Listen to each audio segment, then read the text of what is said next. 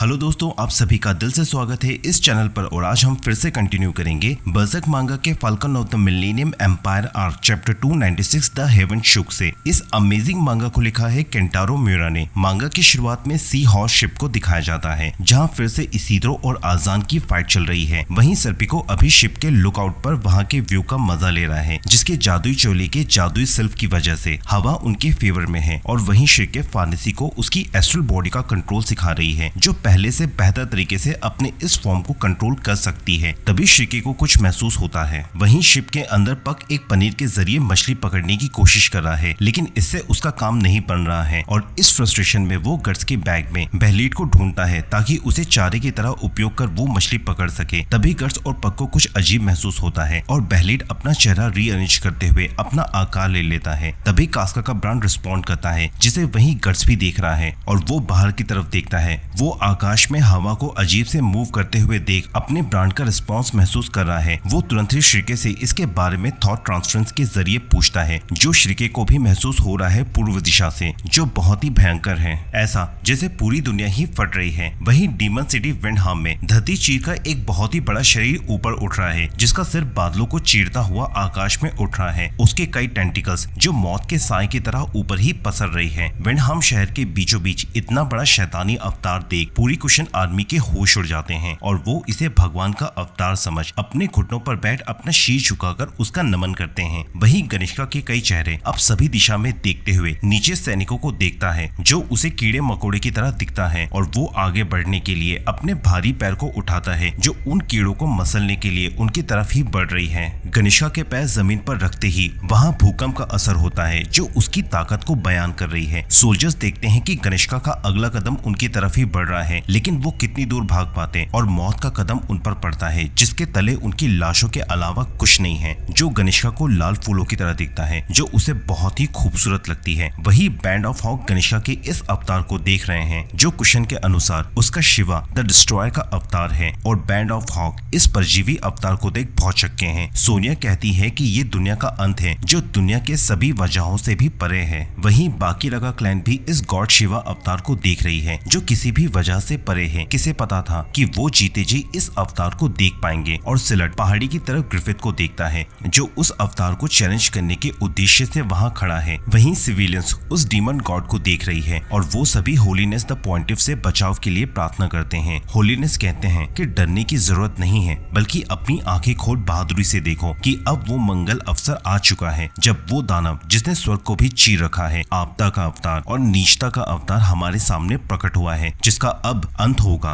Hoc of light के जरिए। तुम सब किस्मत वाले हो जो इस चमत्कार को देख इस चमत्कार का हिस्सा बनोगे। और वो सभी देखते हैं कि बैंड ऑफ हॉक वहां फॉर्मेशन में लड़ने को तैयार है, जिसे हॉक के आदेश का इंतजार है। वहीं आसपास की कई शहरों से, दूर पहाड़ियों से, किले और जंगलों से सभी उसी दिशा में देख रहे हैं, जहां उन्हें डीमन गॉड की मौजूदगी मीलों दूर से दिख रही है, जो अपने ही सोल्जर्स को कीड़ा मकोड़ा समझ उन्हें कुचलता हुआ आगे बढ़ रहा है और पीछे छोड़ता है उनकी कुचली हुई लाशें। गनिष्का को कुछ समझ में नहीं आ रहा है और वो इसे एंजॉय करते हुए आगे बढ़ रहा है। तभी दाइबा गनिष्का तक पहुंचता है, गरुड़ा पर बैठे हुए, और उसे समझाने की कोशिश करता है कि वो अपनी ही सेना को कुचल रहा है। लेकिन गनिष्का को वो एक कीड़े की तरह दिखता है, जो उसे परेशान कर रही है। और वो उसे भगाने के लिए फूंक मारता ही है कि उसके मुंह से आग की फुकार निकलती है, उसकी नई ताकतों की वजह से, जो नीचे खड़े सोल्जर्स पर मौत बनकर बरसती है। दाइबा को ये एक पागलपन की तरह लगता है और उसे एहसास होता है कि गनिष्का ने अपने वजूद को खो दिया है। वो अब वो महान शासक नहीं रहा, बल्कि वो बन चुका है जो दुनिया के अंत के लिए अवतरित हुआ है, शिवा द डिस्ट्रॉयर। गनिष्का इतने ऊपर है कि बादलों की वजह से उसे पूरी दुनिया अंधेरे में दिख रही है, जहाँ सिर्फ कीड़े मकोड़े ही हैं। उसका अपना कोई नहीं, उसकी आर्मी दाइबा कोई भी नहीं। और तो और उसे ये भी याद नहीं कि कौन से सोल्जर, कौन दाइबा और वो खुद आखिर है कौन। वहाँ कोई नहीं है जो उसे सुन सके। और गनिष्का वहाँ परेशान होने लगता है, जिसे पूरी दुनिया को बर्बाद करते हुए देख रही है। परेशान गनिष्का वहाँ जवाब ढूंढ ही रहा होता है कि वो देखता है दूर पहाड़ी पर एक रोशनी है, जो पंखे फैलाए वहाँ है, जो असल में हॉक ऑफ लाइट ग्रिफिथ है। गनिष्का उस लाइट को देख उसकी चाहत में अब उसी दिशा में बढ़ता है और उसके पीछे छूटता है उसके कदमों के निशान में खून का तालाब। जिसमें अचानक ही बुलबुले उठने लगते हैं और उनसे नए मॉन्स्टर निकलते हैं जो गनिष्का का अंश ही हैं। दाइबा ऊपर से ही देखता है कि ये मॉन्स्टर गनिष्का के चेहरे की तरह हूबहू लग रहे हैं, जो जिंदा बचे हुए कुशन सोल्जर्स को पकड़कर अपना शिकार बनाने लगते हैं और अब वो सभी गनिष्का के साथ उसी लाइट की तरफ बढ़ रहे हैं। बैंड ऑफ हॉक दूर से देखते हैं कि गनिष्का के कदमों तले मॉन्स्टर का सैलाब उनकी तरफ बढ़ रहा है और अब उन्हें लॉर्ड ग्रिफिथ के आदेश का इंतजार है। हॉक तुरंत ही उन्हें एक्लिन फॉर्मेशन बनाने को कहता है और बैंड ऑफ हॉक की तोपें और आर्चर तैनात होकर सभी सोल्जर्स और घुड़सवार फॉर्मेशन में तैयार होकर एक्लिन फॉर्मेशन बना लेते हैं।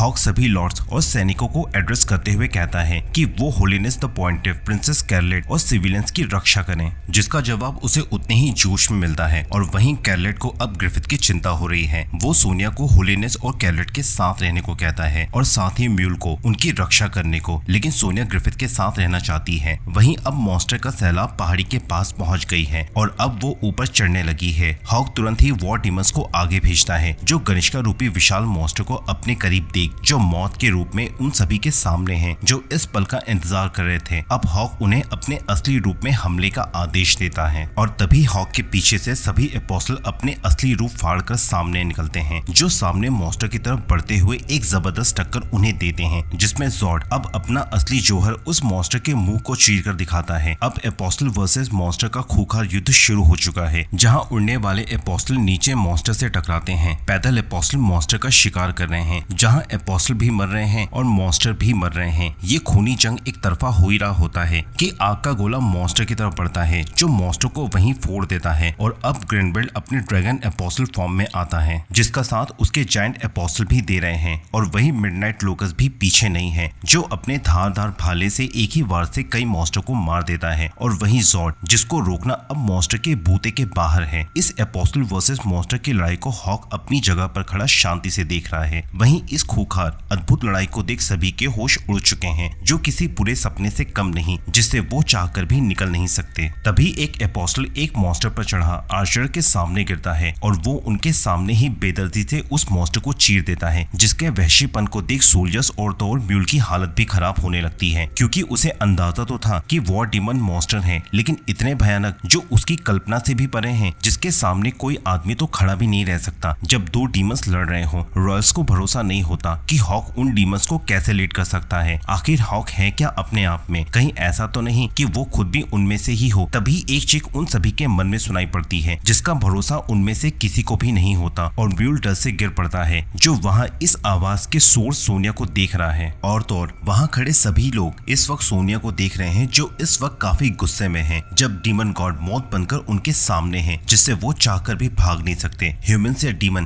क्या फर्क पड़ता है, अगर वो ह्यूमंस नहीं है, अगर वो डीमंस है तो क्या, कौन है जो वहाँ अपना खून बहा रहा है, अपनी जिंदगी खतरे में डाल, इंसान या डीमन। गलत मतलब तो ये है कि कौन ग्रिफिथ के साथ अभी लड़ रहा है, जो हम हैं बैंड ऑफ हॉक। और उसकी स्पीच वहाँ सबकी आंखें खोल देती है। सोनिया उन्हें इंस्पायर करने के लिए तेजी से उनके बीच से आगे बढ़ती है, सामने से आ रहे मॉन्स्टर की तरफ उसे खत्म करने के लिए, कि तभी एक तीर तेजी से आकार लेते हुए उस मॉन्स्टर से टकराती है और उसके शरीर के अंदर तेजी से फैल उसे वहीं मार देती है। सोनिया देखती है कि वो मॉन्स्टर उस पर गिरने ही वाला है कि अचानक वो उस पर गिरता है। सभी को लगता है कि सोनिया वहाँ मारी गई, लेकिन इरविन ने अपने एपोस्टल फॉर्म में तेजी से आकर उसे बचा लिया और यहाँ पर पहली बार इरविन का असली एपोस्टल फॉर्म सामने आता है, जिसका शरीर भेड़िया नुमा है, जिसके सिर पर 12 सिंगा के सिंग नुमा आकार है और वो खुद उसी शरीर के आखिर की तरफ है। इरविन सोनिया को उसके एक्सट्रीम कदम उठाने पर डांटता है, उसकी चाइल्डिश बर्ताव पर। वो आखिर क्या कर लेती उस मॉन्स्टर के सामने, कम से कम उसने अपना पक्ष रखा तो सभी के सामने, जिसने वहाँ अब सभी में जोश भर दिया है और वो सभी अब हॉक की तरफ से लड़ने को तैयार हैं। तभी हॉक उन्हें फिर एड्रेस करते हुए कहता है, डीमन ताकतवर है, लेकिन वो सभी को रोक नहीं पाएंगे। वो उन्हें ललचाए करीब आने के लिए, फिर उन पर तोपों और तीरों से हमला करे और फिर भालों से, और वो उन्हें दोबारा बैटल फॉर्मेशन में आने को कहता है, जो अब वहाँ मॉन्स्टर को करीब आने का इंतजार कर रहे हैं। मॉन्स्टर उस दिशा में बढ़ ही रहे हैं और तोपों का तैयार कर लिया गया है। मॉन्स्टर के करीब पहुंचते ही उन पर तोपों से हमला होता है, जिसके कैनन ब्लास्ट से उनके परगच्चे उड़ जाते हैं। और फिर बारी आती है आर्चर्स की, जिसका हमला होता है मॉन्स्टर के चेहरे पर उनकी आंखें फोड़ने के लिए। और अब बारी आती है कैवलरी फोर्सेस की, जो सामने से बढ़ते हुए मॉन्स्टर को साइड से नुकसान पहुंचाने लगती है और उनके तीखे भाले मॉन्स्टर को भेद देती है। और यही हमला वहाँ सभी सोल्जर्स मिलकर मॉन्स्टर पर कर रहे हैं, जिसे वहाँ देख इरविन सोनिया को उतरने को कहता है, लेकिन सोनिया उतरना नहीं चाहती तब वो उसे झुककर टाइट पकड़ने को कहता है और इरविन घुड़सवारों के ऊपर से उछल उनके सामने पहुंचता है। अपने सींग को एक धनुषनुमा आकार देकर अपनी पूंछ के एक बाल को तोड़ता है जो एक तीर में तब्दील हो जाती है और इसी तीर से एक मॉन्स्टर पर हमला करता है जो उसके अंदर पहुंच शाखाओं में बढ़ते हुए उस मॉन्स्टर को अंदर से भेद कर मार देती है। अब इरविन 3 तीर बनाकर सामने से आ रहे 3 मॉन्स्टर को एक साथ मार देता है जो वहाँ सोल्जर्स का मनोबल बढ़ाने के लिए काफी है। तभी सोनिया वहाँ सभी को दिखाती है कि एक वॉर डीमन मॉन्स्टर से लड़ते हुए मुसीबत में है और तभी सोल्जर्स उसकी मदद को आगे बढ़ते हैं जिन्होंने मॉन्स्टर पर हमला शुरू कर दिया है और अब वहाँ वॉर डीमन दोबारा उस मॉन्स्टर पर हमला करता है। वहीं दूसरा वॉर डीमन को देख उसकी मदद को और सोल्जर्स आगे बढ़ते हैं और इसी तरह वहाँ वॉर डीमन की मदद को हर एक सोल्जर्स आगे बढ़ता है। अब युद्ध ने एक नया मोड़ ले लिया है जहाँ मनुष्य और वॉर डीमन साथ खड़े हैं, साथ मार रहे हैं, साथ मर रहे हैं और एक दूसरे का सहारा दे रहे हैं। ये एक ऐसा महायुद्ध है जहाँ जानवर और इंसान, भेड़िया और भेड़, पापी और पवित्र, सपना और हकीकत, जिंदगी और मौत हाथ मिलाकर कदम से कदम मिलाकर संघर्ष कर रही है। वहीं दाइबा ऊपर से ये देख रहा है कि ये कैसे मुमकिन है, मानव और एपोस्टल एक साथ, ये तो नामुमकिन है। एपोस्टल जिन्हें हमेशा नफरत से देखा गया, मानव द्वारा जो काली शक्तियों से उपजे अपने नापाक इरादे को पूरा करने के लिए, जिन्हें हमेशा बुरा समझा और बुराई मिली, नफरत की और नफरत मिली, जो खुद पुनर्जीवित होकर दोबारा बने अपने कर्मों से मिली मौत के चलते, लेकिन ये खुद अब मनुष्यों का साथ दे रहे हैं, वो भी अपनी मनमर्जी से। वहीं एपोस्टल और रॉयल्स अपनी पूरी जान लगाकर लड़ रहे हैं होलीनेस और प्रिंसेस को किसी भी हाल में बचाने के लिए, जिनके खुद भी मॉन्स्टर करीब आ चुका है। होलीनेस फिर कहते हैं कि इंसान उससे डरता है जिसे वो समझ नहीं सकता, जिसके वो पार नहीं जा सकता। वो डरता है क्योंकि उसे सिर्फ अपने खुदा पर भरोसा है और इसलिए वो दूसरे भगवानों को रिजेक्ट कर देता है। मूर्ति पूजा, दूसरी सभ्यता,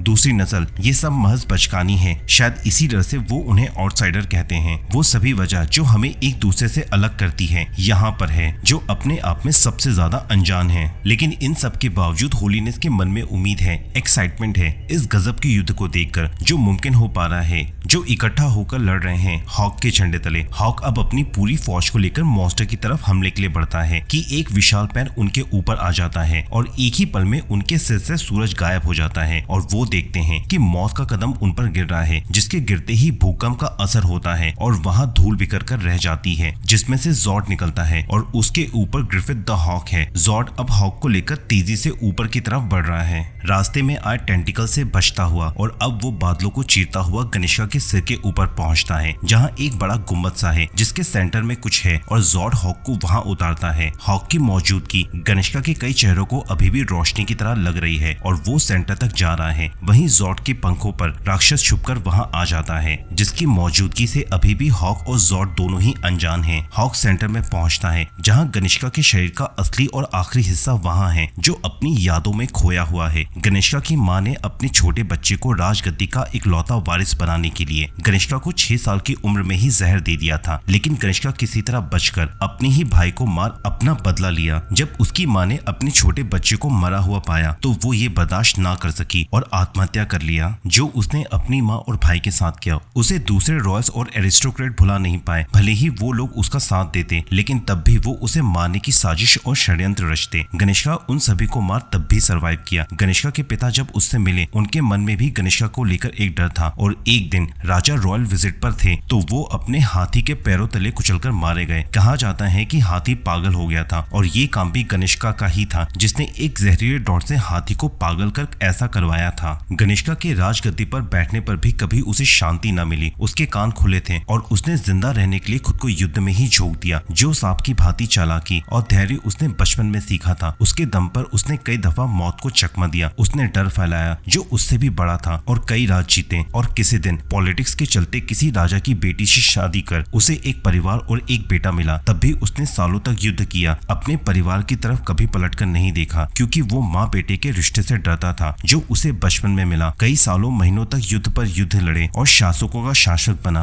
पूरी दुनिया का खून मिलाकर उसके सर्वोच्च शासक बनने के सपना पूरा करने में नाकाम रही। फिर एक दिन वो घर लौटा जहाँ उसके सम्मान में एक दावत रखी गई उसके वफादारों के साथ, लेकिन उस दिन भी उसके खाने में जहर था जो उसे और उसके वफादारों को मारने की एक चाल थी जो उसके इकलौते बच्चे ने ही की थी। गनिष्का किसी तरह जान बचाकर भागा और उसके ही बच्चे ने उस पर कई भालों से हमला करवाया उसे मारने के लिए। जिंदगी की आखिरी छोर पर जिंदा रहने की छटपटाहट में उसके हाथ में वो पत्थर आया जो अजीब था, जो उसे उसे कभी राह चलते एक साधु ने दिया था और तब उस पत्थर ने उसके लिए एक नया रास्ता खोल दिया, जिस पर गनिष्का ने अपने बच्चे को ही सैक्रिफाइस कर डर का एक नया शासक बन गया। जिंदगी दुनिया सब उसके लिए अंधेरी ही रही। जहाँ वो डरा उसने डर फैलाया और यही अंधेरा उसकी जिंदगी बन गई। गनिष्का इसी यादों में खोया हुआ जब उसने अपनी आंखें खोली तो उसके सामने तेज रोशनी थी जो उसे अंधा कर रही थी, जो गर्म थी और छूते ही उसे जला सकती थी। उस तेज रोशनी के बीच एक हाथ गनिष्का की तरफ बढ़ता है जो उसकी आंखों को बचाते हुए कहता है, अब तुम देख सकते हो, क्योंकि जिनके दिलों में रोशनी होती है वो घोर अंधेरे में ही मिलते हैं। तभी गनिष्का देखता है कि उसकी आंखों के सामने गॉड हैंड फेम्टो खड़ा है जो ग्रिफिथ का ही एपोस्टल फॉर्म है और वो फिर कहता है, अंधेरों में ही सच्ची रोशनी मिलती है। और यही रोशनी गनिष्का को फिर घेर लेती है। फेम्टो के छूते ही उसकी आंखें बंद हो जाती है। तभी वहाँ हवा में स्कलनाइट का बेलेट स्वॉर्ड निकलती है जिसकी मौजूदगी को स्वॉर्ड भी देख लेता है और तलवार के स्पेस टाइम को चीरते हुए स्कलनाइट ग्रिफिथ के ठीक पीछे निकलता है, जिसकी मौजूदगी पर अभी फेम्टो का ध्यान नहीं गया है और उसे हमले के लिए तैयार देख जॉर्ड चीखता ही है कि स्कलनाइट अपना वार कर देता है, जिससे वहाँ स्पेस टाइम में दरार पड़ जाती है। तभी जॉर्ड का हमला होता है और एन मौके पर स्कलनाइट वहाँ से हट जाता है। फेम्टो कहता है कि मैं तुम्हारा ही इंतजार कर रहा था, जो दोनों के लिए ही चौंकाने वाली बात होती है। स्कलनाइट जो हमेशा ही इवेंट के क्रिटिकल पॉइंट पर सामने आता है। फेम्टो अपनी शक्तियों के दम पर स्पेस टाइम की दरार को मैनिपुलेट कर अपने ही हाथों में एक रिबन की तरह पकड़ लेता है और स्कलनाइट से कहता है कि तुम्हारे हमले ने स्पेस टाइम को चीर दिया है, जो मुमकिन हो पाया है तुम्हारे तलवार के वार से। और वो उसे गनिष्का के चेहरे पर रख देता है, जिससे अब वहाँ दरार धीरे धीरे खुलने लगती है, जिसे जॉर्ड और स्कलनाइट वहाँ देख रहे हैं। वो दरार बहुत ही बड़ी हो जाती है जो एस्ट्रल वर्ल्ड के डीपेस्ट लेयर से कनेक्टेड है। दरअसल गनिष्का का ये डिस्ट्रॉयर फॉर्म बन पाया है उसके डीपेस्ट एस्ट्रल लेयर की ताकत खींचने के कारण, और उसे उसी हथियार से मारा जा सकता है जो एस्ट्रल वर्ल्ड के डीपेस्ट लेयर तक पहुंच सकता है। इसलिए स्कलनाइट का ये वार गनिष्का की असली शरीर को मार पाया और उसके साथ ओपन हुआ स्पेस टाइम में एक दरार, जिसमें अब गनिष्का का हिस्सा खींचता ही जा रहा है और अंदर से सफेद रोशनी का धमाका होता है, जिसका प्रकाश चारों दिशाओं में बढ़ता ही जा रहा है, जिसके ऊपर ग्रिफिथ जॉर्ड साथ ही उड़ रहे हैं। और यही रोशनी गनिष्का की काली शक्तियों से उपजे उसके अंश मॉन्स्टर से भी निकल रही है, जो वहाँ चारों तरफ फैलती जा रही है। युद्ध के मैदान पर सभी ह्यूमंस और एपोस्टल इस चमत्कारी इवेंट को टकटकी लगाकर देख रहे हैं, जो रोशनी के तौर पर ऊपर ही ऊपर फैलती जा रही है। ये रोशनी का दायरा बढ़ता ही जा रहा है, जो बैंड ऑफ हॉक के ऊपर से गुजरता हुआ उसके पास जंगलों से होता हुआ आगे बढ़ता है। यही रोशनी वहाँ सभी के फिजिकल और एस्ट्रल बॉडी को छूता हुआ निकल जाता है, जिसका चमत्कारी अनुभव उन सभी को महसूस होता है। यही रोशनी मीलों दूर आकाश में फैलती जा रही है, जो दूर दराज गाँव, शहरों, पहाड़ियों, महलों से गुजरती हुई आगे बढ़ रही है, जैसे वो पूरी दुनिया को अपने आगोश में ले रही हो। यही रोशनी जमीन को क्रॉस कर समंदर से होते हुए सी हॉर्स शिप में गर्स और सभी के करीब पहुंच रही है, जो उन सभी के एस्ट्रल बॉडी को झिझोड़ कर रख देती है। और ये एक्सप्लोशन धरती पर एक बड़े धमाके के तौर पर होते हुए पूरी दुनिया को अपने आगोश में ले लेती है। तभी कहीं जंगलों से यूनिकॉर्न निकलते हैं, जो मनुष्यों के सपने में होते हैं और एस्ट्रल वर्ल्ड का हिस्सा है, जो इस समय अपने पीछे आ रहे किसी खतरे से जान बचाकर भाग रहे हैं। और ये खतरा भी एस्ट्रल वर्ल्ड से आया हाइड्रा है, जो यूनिकॉर्न को अपना शिकार बना रहा है। और इसी नए परजीवी मॉन्स्टर से मुलाकात होती है धरती के मनुष्यों की, जो वापस जान बचाकर शहरों की तरफ भाग रहे हैं। और इन्हीं हाइड्रा के पीछे हार्पीस मॉन्स्टर भी हैं। वहीं दुनिया के किसी और कोने में कुछ चरवाहे भेड़ों को चरा रहे हैं कि तभी उन्हें वहाँ भूकंप का एहसास होता है, जो वहाँ पत्थरों को हिलाकर रख देती है। चरवाहे देखते हैं कि ये भूकंप आया है वहाँ एक विशाल यति की वजह से, जो वहाँ एस्ट्रल वर्ल्ड से प्रकट हुआ है। और तो और अब दुनिया के एक तीसरे हिस्से में ड्रैगन्स आ गए हैं, और तो और ट्रॉल्स भी, जिन्होंने पिछली बार की तरह आते ही तबाही मचाना शुरू कर दिया है। और कई तरह के मॉन्स्टर या इविल शक्तियाँ, जैसे इविल स्पिरिट, जिंदा लाशें, सर कटे शैतान और यहाँ तक कि एल्फ भी वापस लौट आए हैं, जिनका जिक्र किस्से कहानियों में, कई बुरे सपनों में, मनुष्यों के ख्यालों में हर जगह है। इस दरार की वजह से कई दुनिया अब आपस में मिलने लगी है और धरती को एस्ट्रल वर्ल्ड के गॉड हैंड भी डायरेक्टली छू सकते हैं, जो पहले मुमकिन नहीं था। वहीं विंडहाम के पास बैंड ऑफ हॉक हैरत भरी निगाहों से ऊपर की तरफ देख रहे हैं, जहां गनिष्का के डिस्ट्रॉयर फॉर्म ने रोशनी के पेड़ का रूप ले लिया है और उसके टेंटिकल्स इस पेड़ की कई शाखाओं में बदल गई हैं। ये रोशनी का पेड़ उत्तर का ट्री ऑफ मिथ है, जिसकी पहुंच ऊपर स्वर्ग और दुनिया के हर एक कोने तक है। तो पूर्व का ट्री ऑफ सूत्रा, जहाँ साधु संत को परम ज्ञान मिलता है, या फिर पश्चिम का ट्री ऑफ रिचुअल, जो दर्शाता है सृष्टि के निर्माण, जिसकी जड़ें मानव सभ्यता को दर्शाती हैं, जिसकी तरफ अब सभी एक टक बिना एक भी शब्द कहे हैरत से भी बढ़कर उसके होने का मतलब ढूंढ रहे हैं। कि तभी एक बच्चा वहाँ सभी को बताता है कि पेड़ के पास एक दिव्य शहर ने जन्म लिया है, जो इतनी खूबसूरत है मानो देवताओं ने उसका निर्माण अपने हाथों से किया है। एक ऐसी दुनिया मानो स्वर्ग इसी को कहते हैं। रॉस बताते हैं ये लेजेंडरी सिटी है जो सदियों से विंडहाम के नीचे दफन था और इस शहर की चकाचौंध को हैरत से देख होलीनेस कहते हैं अगर ये दुनिया का नया कैपिटल होने वाला है जहाँ हॉक राज करेगा तो ये होगा फल्कोनिया हॉक ऑफ द कैपिटल, जिसे वहाँ के सिविलियंस भी देख रहे हैं। तभी हॉक जॉर्ड के ऊपर खड़ा उड़ता हुआ वहाँ आता है और उन्हें उस शहर की ओर जाने का इशारा करता है, जिसे उसकी आज्ञा समझकर अब सभी उसी शहर की तरफ बढ़ते हैं और मॉन्स्टर के जंगलों के बीच से होते हुए पेड़ के पैरों तले से गुजरते हुए उस दिव्य शहर में दाखिल होते हैं। और यहाँ पर ये वीडियो खत्म होती है और बर्सर्क मांगा की falcon of the millennium arc भी। दोस्तों हमने बर्सर्क मांगा चैप्टर 295 से 307 कवर किया है। बर्सर्क मांगा के नेक्स्ट पार्ट में फैंटेसिया आर्क को शुरू करेंगे। ये वीडियो आपको कैसे लगी मुझे कमेंट सेक्शन में बताएं। मिलते हैं अगले वीडियो में, तब तक के लिए गुड बाय।